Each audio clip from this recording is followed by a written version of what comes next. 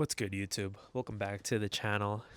I'm back with another video, and I'm not gonna lie, it's been a hot minute, but it's good to be back. We're halfway past the year, and I've only managed to upload 3 videos this year. Obviously, I would love to post more, but I've been super busy in a good way. So, no complaints, but it's been a minute since I've done anything TCG related. My last video that I uploaded about grading cards with PG grading, that video was shot earlier in the year and I just haven't had any time to get to it. It's been that busy. Just some updates that I've been going through lately. I recently wrapped up a 2-year online dance course and I finally graduated that course. So that's finally done. This year I started my first musical ever, like theater musical. So we performed 2 shows so far and we're on a little bit of a break, but we're going to be going for the rest of the year as well. So that's very exciting for me, someone that's a professional dancer first. I'm just living the dream. I'm being able to make money as a dancer, and that's something that I've dreamt about since I was a little kid. Things are coming true. I'm doing the thing, and now I have more time now that I'm done with my online class to kind of slowly creep up back into, Pokemon, Riftbound, maybe even some One Piece, even though the prices have skyrocketed.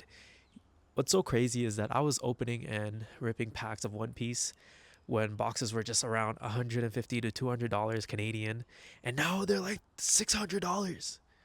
Like, I took a 2-year time skip. That's how it feels like, and everything's changed. But yeah, with the title of the video, as you can tell, I've been selling off my Pokemon collection. Don't be alarmed, I haven't sold any of my singles, but I did make a big move where I sold my booster box of Fusion Strike. And with the money that I made, I bought a Switch 2 with Pokopia. Best decision I've ever made. I remember buying this box of Fusion Strike. I made a video about it in the past, but it was like a Black Friday deal, and I bought the box. I think it was $270, maybe $300, and I sold it for $1,200 cash. I definitely made some money, 4 times my initial spending. It cost me $800 for the Switch 2 with Pokopia as a game, so I still had some money left over, which I'll probably put aside to get either Pokemon Winds and Waves. I also want to get some of the other Switch exclusives, and getting the Switch 2, it's been amazing playing Pokopia. What an amazing game. This game keeps surprising me.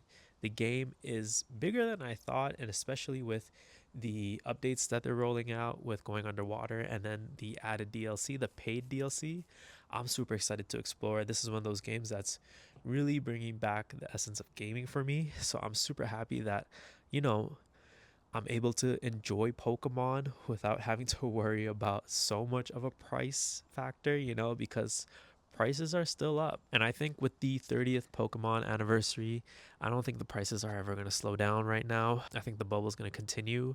It doesn't seem like realistic to see the bubble pop, especially with so much interest, with so much new people coming in as collectors, scalpers, vendors.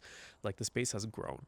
The space is no longer what it was 2 years ago, and I'm sure it's not what it even was like 5 years ago. So I think moving forward, my plan right now is that if I can get some cards or some packs at MSRP, I think I will do that. I've been very good on just wanting to buy singles instead of packs, because if you really like a card, just get the card.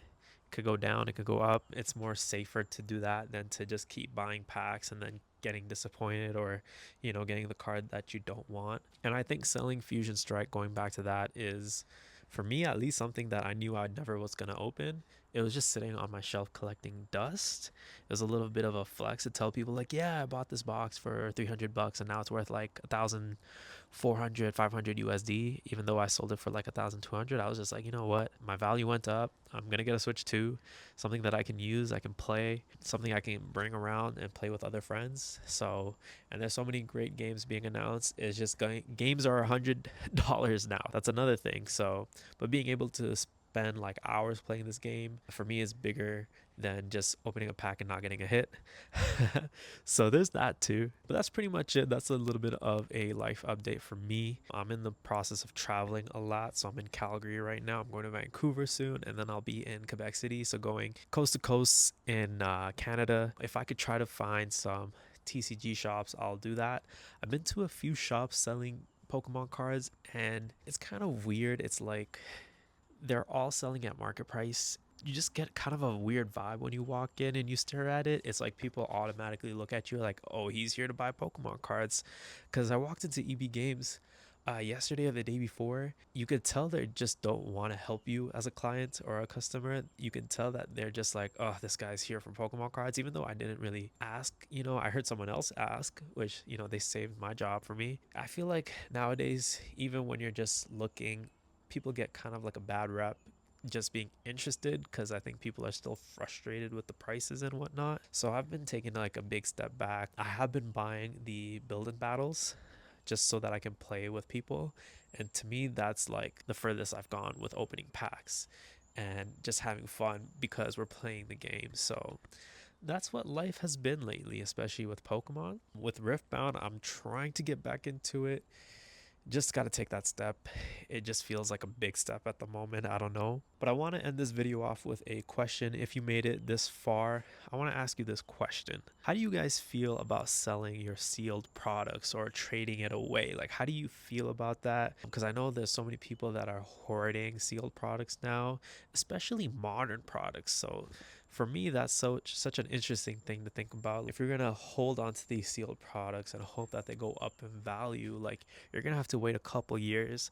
I waited 2 years before I let Fusion Strike go, and that's starting to become a little bit pre-modern, you know what I mean? Sword and Shield era. So I'm kind of curious how you guys feel about selling or trading your sealed products. Like, how do you guys feel about that? Do you have sealed products sitting in the closet? Like, what are your moves right now in terms of sealed products? Personally, I'm very bad with sealed products. I'm just gonna rip it open. But that's my thought, and that's my question for you guys, the viewers, and that's how I want to end off this video. Make sure to like, comment, and subscribe. I'm gonna try to make more videos sharing my thoughts, and I'll catch you guys in the next video. Peace out.